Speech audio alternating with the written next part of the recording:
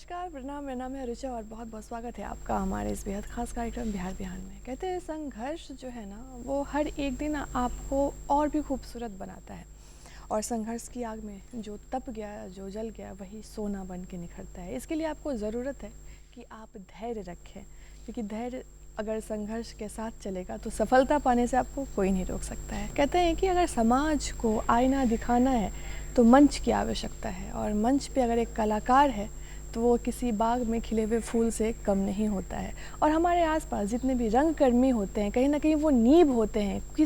कोई भी अगर अभिनय करता है तो नींव सबसे पहले जो है हम शुरुआत जो है वहीं से करते हैं। आज हम ऐसे ही आपको बहुत ही ख़ास मेहमान से मिलाएंगे जिनको परिचय की तो आवश्यकता नहीं है, जिन्होंने बहुत सारे सीरियल्स में काम किया, बहुत सारे रंगमंच को अपने कला से उन्होंने सुशोभित किया है। लेकिन उन तक पहुंचने के लिए उससे पहले उनके बारे में एक छोटा सा क्लिप जो है आप लोगों के साथ साझा करना चाहते हैं। तो आइए देखते हैं उनके विषय में।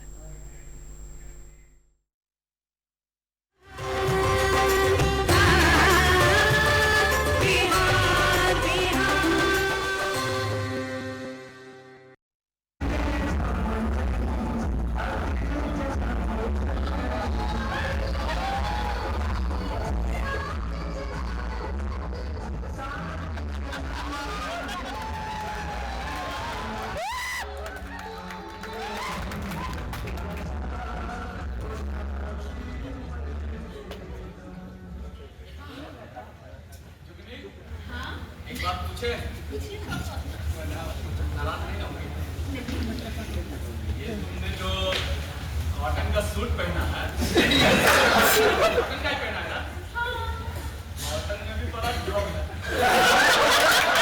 है। जरा पैर दबाओ, उतना दूर से आए, थक गए हैं जी। ट्रेन से तो आए हैं, कितना थक गए हैं। बहुत अंग्रेजी बोलने लगी हो, हैं? चुपचाप पैर दबाओ। ट्रेन से आए या बस से आए, थकेंगे नहीं। दबाओ चुपचाप। झूल कौची रही हो, दिन में जाना नहीं है? बाहर थलिया भात दाल ठोसती हो जाए, हैं? दबाओ बढ़िया से। फिर नाटक के अनुसार जहाँ लगे कि आपको हंसना है वहाँ हंसे, अन्यथा मत हंसिए ताकि दिक्कत हो। समझ रहे हैं ना? हाँ? और हाँ, एक बात और हाँ, वो ये कि आपके सर में मोबाइल तो जरूर होगा, उसे जल्दी से थरथरी मोड में डाल दीजिए। डाल दिए ना?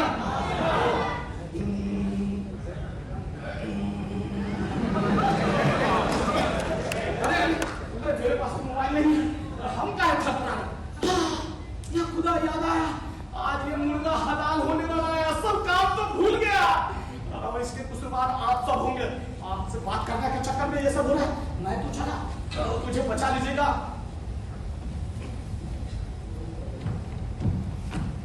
आप संभालिए, एस्केलेटन, समझे? कंकाल।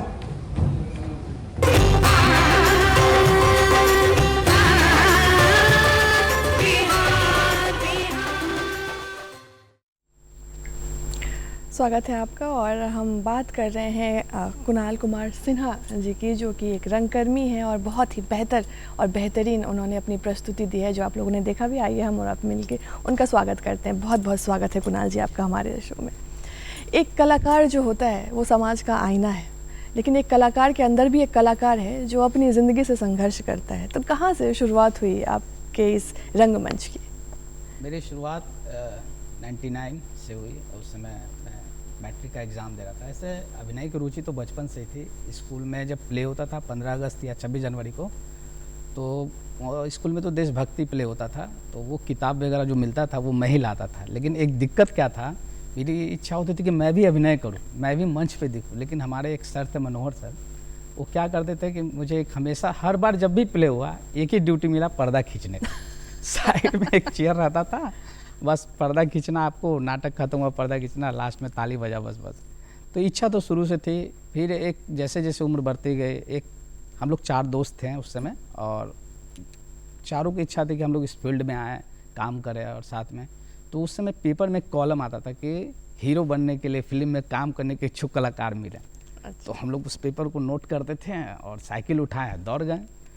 बहुत जगह भटके हैं। बोर्डिंग रोड सबसे ज़्यादा, उस समय बोर्डिंग रोड में ही सब ऑफिस बहुत ज़्यादा रहता था। बहुत जगह पैसा दो तो काम मिलेगा ही मिलेगा, तो उतनी समझ नहीं थी। फिर इसी दौरान ये क्रम चलता रहा और मेरे एक मित्र है राजेश जी, उनसे मुलाकात हुई तो बोले कि क्या कर रहे हो आजकल। वो नाटक वाटक करते थे, तो हम भी करना चाहते हैं, करोगे? तो हाँ, हमको लगा कि हम करना चाहिए, तो हम कहे हाँ करेंगे।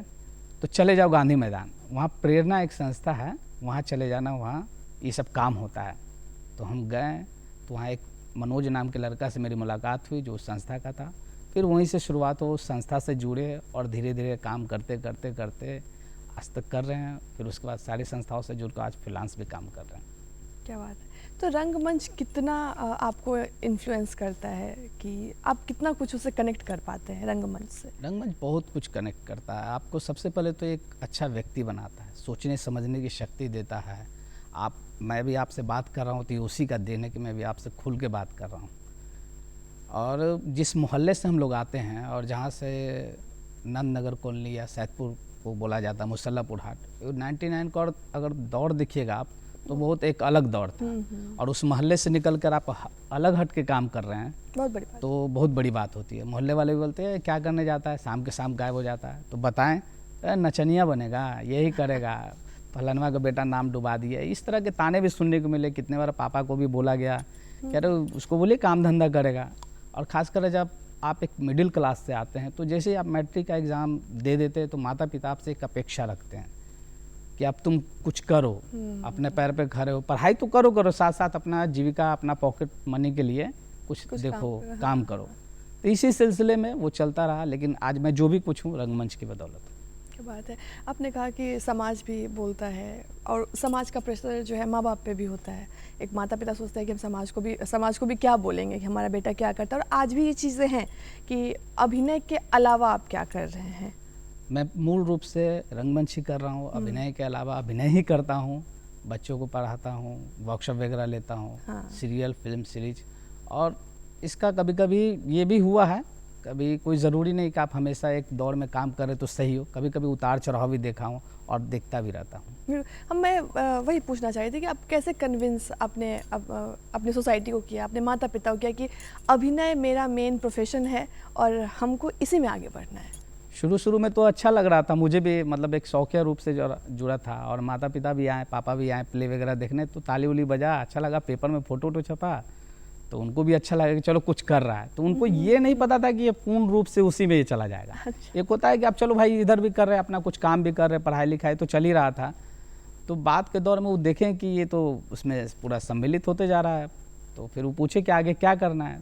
तो जब मैंने अपना डिसीजन बताया कि हम तो यही करेंगे, हम अभिनय ही करेंगे, नाटक ही करेंगे, तो थोड़ा सा गुस्सा हुए। लेकिन फिर वो बोले कि देखो जो भी काम करो सोच समझ के कर लो, ताकि कल हो के आगे ये नहीं हो कि तुमको खुद लगे। मेरा काम था समझाना, हम समझा दिए। सही बात। लेकिन पछतावा तो नहीं है। अपने आप कहा जाता है कि जब आप अपनी शर्तों पे काम करते हैं तो आपको तो खुद पे उतना यकीन हो जाता है धीरे धीरे।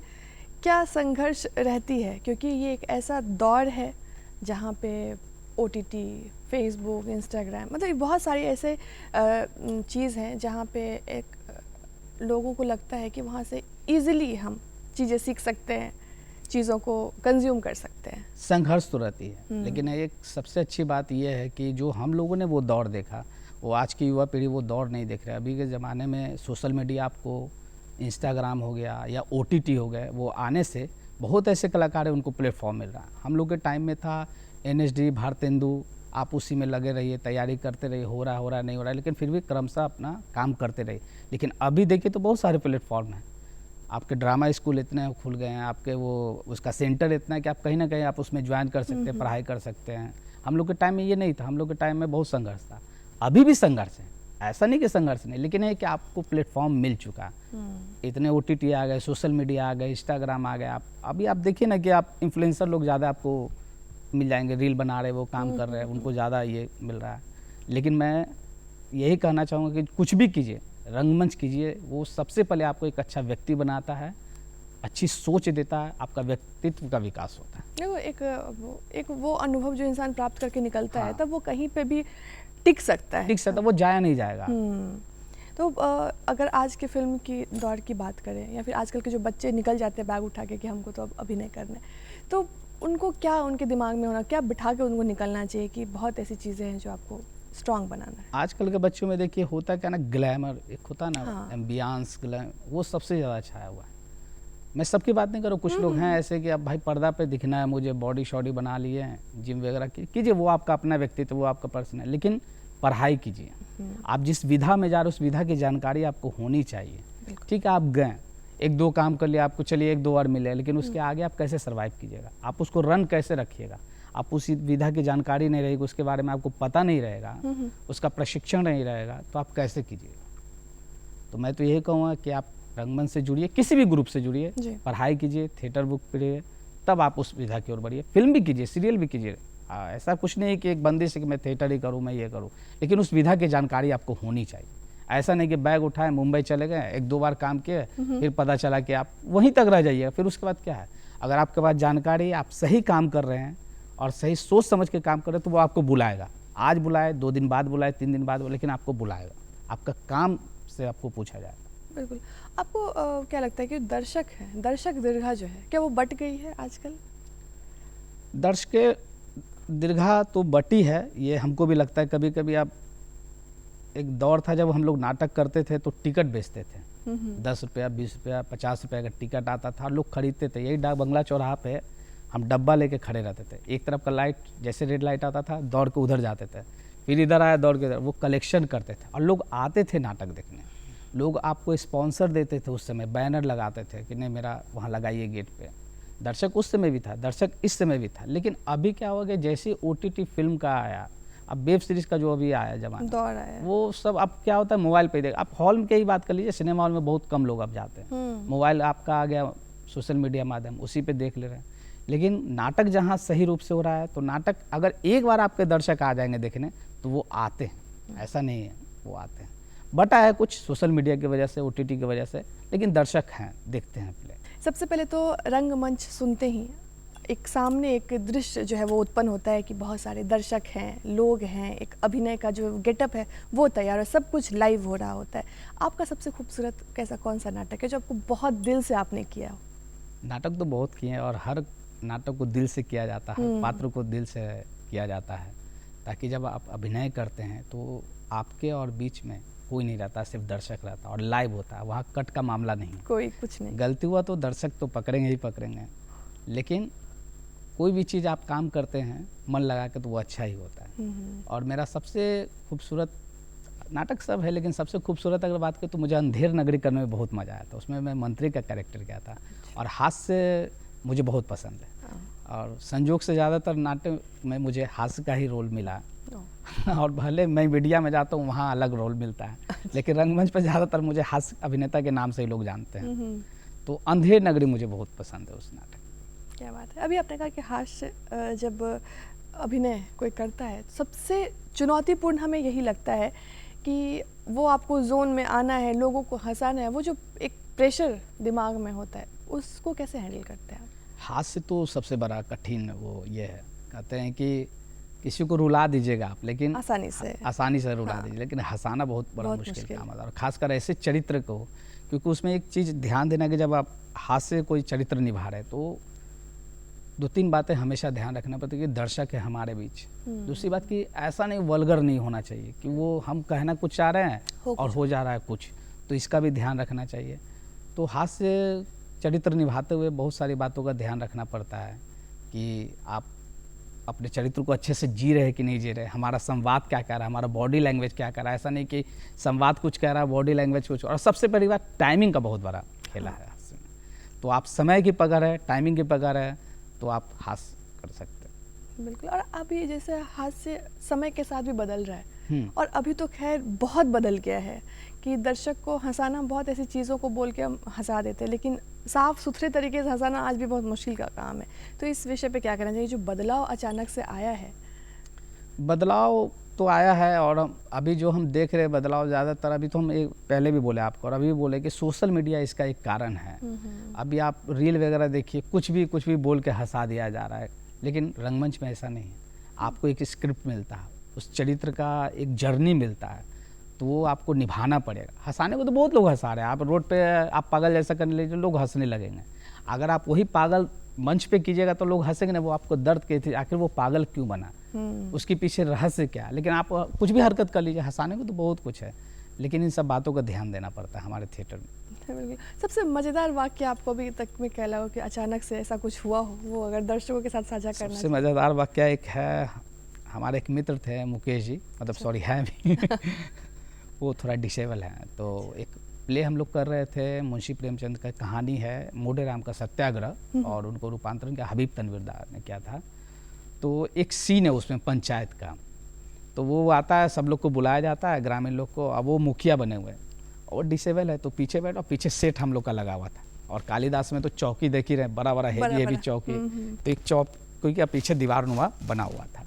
सीन चल रहा है और हम लोग आ रहे हैं, ऐसा क्यों बुलाया, काहे बुलाया है, बताइए पंडित जी अभी सत्याग्रह करेंगे, ये मतलब संवाद चल रहा है। अचानक वो एक्सीडेंट बोलिए कुछ भी बोलिए, वो चौकी जो था उनके देह पे पीछे से गिर गया। मतलब समझिए 1-2 मिनट के लिए सब साइलेंट, और मैं खुद मतलब एक संवाद होता है, कुछ मेरा अगला लाइन था, उनको देख के बोलना था कि बताइए क्या क्यों बुलाए हैं, क्यों सत्याग्रह कर रहे हैं पंडित जी, ये सब तरीका है, ऐसे नहीं चलेगा, जो भी संवाद होगा करते कर। अब वो जो दब गए चौकी के, अब इतना कस के हंसी, अब सब हंस रहा है फेस नीचे करके, तो अब उसमें अचानक क्या हुआ, चौकी उठा रहे हैं हम, जल्दी सब लोग गया उठाया, बताइए अब मतलब क्या होता है, उसका संवाद जो ना गौन हो गया दिमाग से, मतलब खत्म। तो हम मेरे मुँह से क्या के लिए बुलाए, प्याज छीनने के लिए बुलाए हैं, अब सब क्या है। तो ऐसे ऐसे कभी कभी घटना हो जाते, लेकिन आप सजग रहिएगा कि वहाँ क्या करना है। तो वो अब हम बोले काहे के लिए बुलाए, प्याज छीनने के लिए बुलाए, तो उससे जुड़ गया कि भाई पंचायत बुलाया गया है, हाँ। तो हो सकता है कि क्यों के लिए बुलाया गया। कभी कभी मतलब ऑन द स्पॉट इम्प्रोवाइजिंग करना बहुत अच्छा हो जाता है। और जैसे कि कट सिनेमा में बहुत सारे कट होते हैं कि आप फिर से उस इमोशन को क्रिएट कर सकते हैं, फिर से आप टेक ले सकते हैं। रंगमंच में ऐसा कोई ऑप्शन नहीं होता है। अगर आपको हंसी आ गई बीच में, तो आप फिर उसको उस चीज़ को कंट्रोल करना बहुत मुश्किल है, या फिर आपको गुस्सा आ गया, कुछ ऐसी चीज़ें हो गई या सामने से ऐसा कोई दर्शक ऐसा कुछ बोल दिया, वो इमोशन को कंट्रोल कैसे करते हो, क्योंकि वहाँ पे दूसरा कोई उपाय नहीं है। उस इमोशन को सबसे पहले देखिए, अभिनेता होने का तो आपको ये सजग रहना पड़ेगा, ये सोचना पड़ेगा। मान लीजिए कुछ कभी कभी ऐसा भी होता है, हम लोग कभी कभी परफॉर्म करते तो दर्शक बीच में से कुछ होर्डिंग कर देते या कुछ ऐसा शब्द बोल देते हैं, तो उसको इग्नोर कीजिए। अगर उसके तरफ आप बात को ले जाइए तो फिर आप भटक जाइएगा, या फिर हंसी आ गई तो वो आपका अपना तरीका है कि आप कैसे उसको मैनेज कर रहे हैं, वो तो करना पड़ेगा आपको। वही बात है कि हमने अक्सर देखा है, बहुत सारे ऐसे रंगमंच को हमने देखा है कि वहाँ पे जितने भी अभिनय जो अभिनय कर रहे हैं, अगर कुछ ऐसी चीज़ें हो गई, अब वो उनके अंदर हंसी है लेकिन वो पूरे सीन को वो बदल देते हैं 2 मिनट के लिए। कैसा लगता है? तो कितना लिबर्टी आप लोग लेते हैं एक रंगमंच पे जब एक अभिनय करते हैं? तो लिबर्टी जैसे हमारे निर्देशक होते हैं या डायरेक्टर जो भी हैं, वो एक पहली बात तो होना नहीं चाहिए, लेकिन अगर सडनली अगर हो भी गया तो कोशिश करते हैं कोई एक्टर से नज़र मिला लेते हैं कि बस हो गया। वो तरीका होता है कि चलिए भाई हो गया, अब ज़्यादा नहीं, कहीं फिर भटक गए मुद्दा से तो दिक्कत हो। अभी मेरे साथ एक बता रहे हैं, अभी शिवहर में एक शो कर रहे थे, एक हमारे, तो एक सीन है उसमें मैं बना हूँ, एक विलेन है सामने वाला, तो उसको मैं बोलता हूँ कि मैं तुम्हें छोड़ूंगा नहीं, मैं तुम्हें मारूंगा। तो पीछे से एक दर्शक क्या बोलता है, मारो साले को, मारो जबरदस्ती मारो। अब देखिए वो इतना कस क्या, वो मुझे भी हंसी आई, लेकिन वो एक होता है को एक्टर से आप नज़र मिलाएं और लगातार आप एक दूसरे के साथ काम करें तो आप एक दूसरे को समझ लेते हैं। तो वो देखा, मुस्कुराए, बस हाँ छोड़ूंगा नहीं, ये करके वो मैनेज हो जाता है। काफ़ी सहयोग की आवश्यकता होती है जब आपके को एक्टर अगर वैसे हों, तो बहुत ज़रूरी है। अभी जो है आपने हमने देखा कि अपने वरिष्ठ और कनिष्ठ फेलोशिप, इसके बारे में क्या है आपने प्राप्त किया है? ये मुझे CART शोध के लिए मुझे मिला गया, वो संस्कृति मंत्रालय की तरफ से। अच्छा। मैं किसी एक विषय पे, होता है कि आप किसी एक विषय लीजिए थिएटर पे, उस पर आप शोध कीजिए, रिसर्च कीजिए, आप उस पर लिखना पड़ता है। तो मैंने अभी लिया रंगकर्मियों की नाट्य पद्धति का विश्लेषण। जो भी नाट्य निर्देशक या रंगकर्मी किस मूड में काम कर रहे हैं, किस शैली में निर्देशक काम कर रहे हैं, उस पर मैंने ये मुझे मिला है। तो मतलब किस तरीके से इसको रिसर्च में कैसे आप लाते हैं? रिसर्च में ये होगा कि मैं अभी जितने भी नाटक हो रहे हैं, उस नाटक को मैं देखूंगा, उनके निर्देशक से मैं बात करूंगा, उस नाटक का फॉर्म लिखूंगा, वो किस शैली में कर रहे हैं, अभिनेता का क्या रूप है, वो कहना क्या चाहता है, उसका प्रारूप एक पूरा लिखना पड़ता है, उसी में वो लिख। बदलते दौर के साथ पढ़ने की प्रक्रिया धीरे धीरे खत्म हो रही है, जैसे किताबों की अब थोड़ा दौर आ भी रहा है लेकिन फिर भी खत्म हो रही है। एक पूरे नाटक को पढ़ना, उसके स्क्रिप्ट को याद करना, ये कितना समय लेता है? समय तो लेता है, और कभी कभी देखिए तो कुछ जल्दी भी हो जाता है, लेकिन आप एक बार दो बार में स्क्रिप्ट अगर आप पढ़िएगा तो वो चीज़ें निकलती नहीं हैं। इवन मैं तो ये भी कहता हूँ कि मेरा एक अनुभव है कि आप मंच जिस दिन आपका परफॉर्म भी है उस दिन भी कुछ बदल जाता है। आप मंच पे आ रहे हैं और ठीक है, कभी कभी रिहर्सल कुछ ऐसा चल रहा है, लेकिन कभी कभी ऐसा घटना हो जाता है कि मंच पे जाते के साथ वो चीज़ें बदल जाती हैं, आपको खुद पता नहीं चलेगा। तो पढ़ना तो ज़रूरी है, और ख़ासकर आप स्क्रिप्ट पढ़िए, नाटक का किताब पढ़िए, ये ज़रूरी है। और आगामी अब नेक्स्ट आपका क्या है? अभी ये तो वही प्ले वगैरह चल रहा है। अभी एक प्ले होगा हमारा गुलाबो गुलफाम की, वो अभी हो चुका है, लेकिन फिर एक रिपीट शो है, और एक सीरीज़ आने वाली है मुखिया पति। अच्छा, उसमें मेरा एक अच्छा कैरेक्टर है, क्या तो बात। वो आएगा तो मैं बताऊंगा। ज़रूर ज़रूर ज़रूर, वो जुलाई लास्ट वीक तक में भी रिलीज़ हो। उम्मीद करते हैं कि हम लोग के और समक्ष वो जल्दी नाटक आए। चल ही रहा है बीच बीच में। हाँ, नाटक तो वैसे चल ही रहा है। ऐसा हमारा भी सोचना है कि आजकल के युवाओं को ज़रूर जो है वो रंगमंच देखना चाहिए, महसूस करना चाहिए, अनुभव करना चाहिए, क्योंकि आजकल अगर आप OTT या फिर आप सोशल मीडिया पे, अच्छी बात है, समय के साथ बदलना चाहिए, लेकिन आप जो वो ऐड स्किप कर देते हैं या फिर हम लोग प्रीमियम सब्सक्रिप्शन ले लेते हैं जिसमें ऐड नहीं आए, कहीं ना कहीं हमारा पेशेंस लूज़ होता जा रहा है। जब आप एक रंगमंच के साथ जुड़ते हैं ना, तो आप में वो धैर्य भी आता है। तो एक डिसिप्लिन के कारण भी और अपने धरोहर को संजोने के लिए भी आप रंगमंच से ज़रूर जुड़िए, नाटक देखिए और उन रंगकर्मियों से भी ज़रूर मिलिए। चलिए हम लोग बात को आगे बढ़ाते हैं और हमारे साथ मौजूद है कुणाल जी। बहुत बहुत स्वागत है आपका। सबसे पहले तो कि आपने जब पहली बार नाटक करी थी और दर्शक सामने, और वो अनुभव कैसा था, आपने कैसे तैयारी की थी? जब मैं प्रेरणा संस्था ज्वाइन किया था तो उस समय एक नुक्कड़ की तैयारी चल रही थी। नुक्कड़ नाटक पहले बहुत नुक्कड़ होता नाटक, था। जी जी जी। तो एक प्ले था देख भाई देख, तो हमारे निर्देशक थे संजय सिंह, वही लिखे थे और वही तैयार किए थे। तो उसमें मुझे एक मंत्री का कैरेक्टर मिला था। रिहर्सल वगैरह चला, बहुत जोश में रिहर्सल वगैरह किए। अब शो था तो उन्होंने कहा कि चलो तुम लोग एक ट्रायल के रूप में ही गांधी मैदान चलते हैं, और गांधी मैदान नुक्कड़ तो पहले होता है, गांधी मैदान पहले बहुत होता था नुक्कड़। गए, नाटक शुरू हुआ। जब मेरी बात आई तो हम तो मतलब नर्वस होने लगे, क्योंकि पहला है, ऐसे आप देखिए कुछ भी बात कर लीजिए, लेकिन पहला जब आपका क्या उसको बोलते हैं, पहले रूबरू जो आप होते हैं दर्शकों से पहले, तो वहाँ पे तो आपने कभी उस तरह से मिला नहीं है, किसी से कभी काम किए नहीं है, और जैसे आप रूबरू हुए तो मैं तो नर्वस हो गया था। तो सर समझ गए, फिर भी वो किसी तरह दाएं बाएं करके वो नाटक निकल गया। फिर वो बाद में वही प्रोसेस चला ट्रेनिंग का, कि देखो दर्शक आए तो घबराना नहीं चाहिए, कोशिश करो। और नुक्कड़ तो होता है कि आँख में आँख मिला के बात कीजिए, कभी भी कोई कुछ भी बोले अपने काम पे ध्यान दो, जहाँ वैसा लगे तो उसका तरीका होता है, आप बात घुमा के आप उसको अभिनय की ओर ले जाइए, ये थी कीजिए। यही सब था पहला। बिल्कुल, और ये बहुत महत्वपूर्ण भी है कि दर्शक, क्योंकि उसमें दर्शक को जुटाना पड़ता है, दर्शक को बुलाना पड़ता है। उसमें हम लोग जोगिरा गाते थे, ताली बजाते थे, ढोलक बज रहा है, खंजरी बज रहा है, दर्शक आते थे, फिर एक बातचीत होती थी, उसके बाद नाटक शुरू होता था। और वो होता है ना कि एक डिस्टेंस भी नहीं है, आप प्ले कर रहे हैं, अभिनय कर रहे हैं, दर्शक यहाँ है, वो आपके कभी कभी ऐसे कोई ऐसा ऑडियंस मिलता था कर रहे तो ऐसे देख रहा है, अब कभी कभी आपको लग रहा है कि वो ऐसे क्यों देख रहा है। तो ये सब होता, घटनाएं होती रहती थी।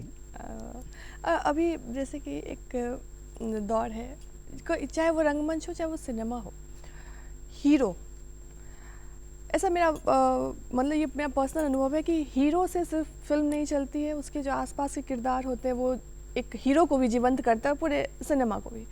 आप इससे कितना सहमत हैं? आपको क्या लगता है कि सिर्फ हीरो बनना या फिर आपके जो आसपास के कलाकार हैं वो कितना महत्वपूर्ण है? मेरा तो मानना है कि हीरो बनना सिर्फ सही नहीं है, क्योंकि देखिए जब तक कोई भी एक कहानी होती है, आप नाटक की लिख लीजिए, आप एक कहानी, एक सेंटर कैरेक्टर होता है, उसके इर्द गिर्द सारे कैरेक्टर होते हैं, और वो सारे कैरेक्टर अगर उस हीरो से या फिर सेंटर कैरेक्टर से नहीं जुड़ेगा तो वो कहानी निकलेगा नहीं, फिर उसका गुणवत्ता नहीं निकलेगा। हीरो क्यों होगा? हीरो अकेले तो मारपीट नहीं, उसका भी तो कोई चरित्र होगा, उसके भी तो कोई पास्ट कहानी, उसका भी तो फैमिली ये होगा। चाहे नाटक में ही देख लीजिए, कोई भी हम लोग कहानी करते हैं, कोई भी नाटक करते हैं, तो उसके इर्द गिर्द सारे चरित्र उभरते हैं, और उस सारे चरित्र को मिलाकर एक नाटक बनता है और हम लोग परफॉर्म करते हैं। ये प्रेशर आप क्या होता है किसी भी कलाकार को कि वो सेंटर कैरेक्टर बने? होता है, सबकी इच्छा होती है कि मैं लीड करूं, सबकी इच्छा होती है, मेरी भी इच्छा थी एक समय में कि मैं भी लीड करूं। और धीरे धीरे करते करते आप अपने काम से, अपने मेहनत से लोगों को दिखाते हैं, या फिर आपके जो निर्देशक है वो आपको देखते हैं कि नहीं अभी ये करने लायक हो गया है, या फिर है इसमें वो चीज़, ये संभाल सकता है, तो फिर आपको मिलता है लीड। लेकिन जैसे कि पहले के दौर में था कि एक हीरो होता था, उसके इर्द गिर्द पूरा सिनेमा घूमती थी और दर्शक भी घूमते थे। लेकिन आज देखिए, अगर कोई भी एक छोटा भी कैरेक्टर है, अगर वो दर्शकों को पसंद आ गई तो वो ट्रेंड करने लगता है। तो इससे मतलब आपको क्या लगता है कि मतलब अगर जो साइड कैरेक्टर हैं, अगर वो भी अगर पावरफुल हो तो क्या हीरो बनने की आवश्यकता है? देखिए हीरो तो हीरो ही रहेगा आप, लेकिन देखिए कभी कभी ऐसा कुछ कहानी होती है, कोई फिल्म देख लीजिए, साइड कैरेक्टर जो होता है वो सारा श्रेय ले जाता है, सारा, हाँ, सारा श्रेय ले जाता है। मेरा एक प्ले था, सुमन सर किए थे एनएसटी वाले, अभी जो संस्कृति मंत्रालय में ये हैं वो, तो उसमें एक प्ले था तोताराम, हम लोग प्ले किए थे, उसमें सारा कैरेक्टर बट गया, सब चरित्र हमारे सीनियर थे और सब लोग मिल के हम लोग किए थे। तो बच गए हम अकेले, तो क्या करोगे तुम, क्या करोगे, तो तुम एक काम करो, तुम सिपाही बन जाओ, गार्ड बन जाओ, एक लाठी ले लेना, अब तुम्हारा काम है कि तुम इसको कैसे करोगे, अब तुम ऑडियंस के बीच में कैसे अपनी जगह बनाओगे।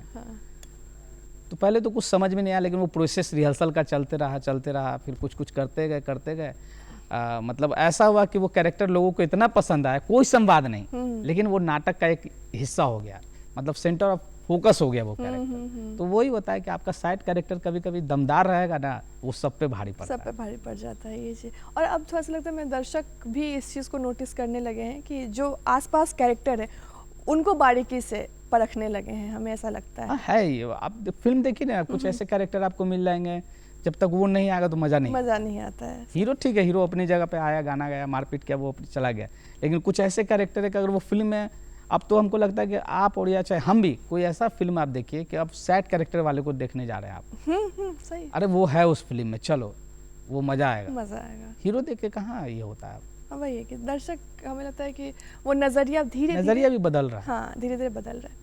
तो जैसे कि एक आम इंसान से अगर हम पूछते हैं कि आप अपने बिजी शेड्यूल से हट के, आप हॉबीज़ आपके क्या क्या होते हैं, लेकिन आपने हॉबी को ही अपना प्रोफेशन बनाया, तो आपके हॉबीज़ क्या है फिर? मेरे हॉबीज़ रीडिंग है, अच्छा, बुक रीडिंग और डांस। डांस तो अब कभी कभी नाच लेता हूँ, लेकिन रीडिंग चल रहा है।